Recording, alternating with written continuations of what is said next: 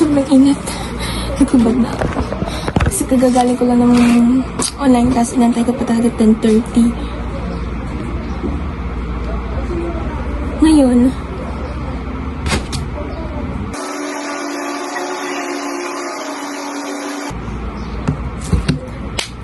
Ngayon, hindi pa ako kumakain.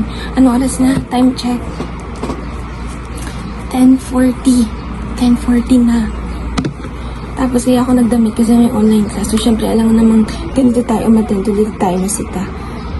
Tapos, inintay ko siya. Akala ko hanggang 12 p.m. Buti na lang hindi 12 p.m. Kasi kawawa naman ako. Kasi makita ito.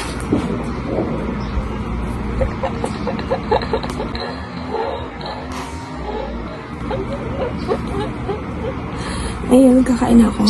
Ang sarap ganun pakinggan ng boses na raspy. Pag ako ha.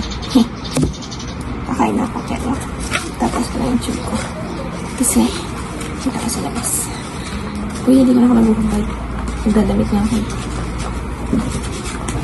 So, ayan. Balas na ako dito sa loob. Tapos, magpapayod na ako. Wala na akong pakisa. Tsura ko kung ganda naman ako.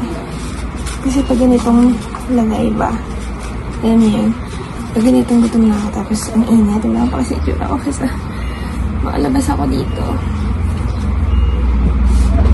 So, pagdating ko lang electric, tapos kakain ako sa labas. Sa baba.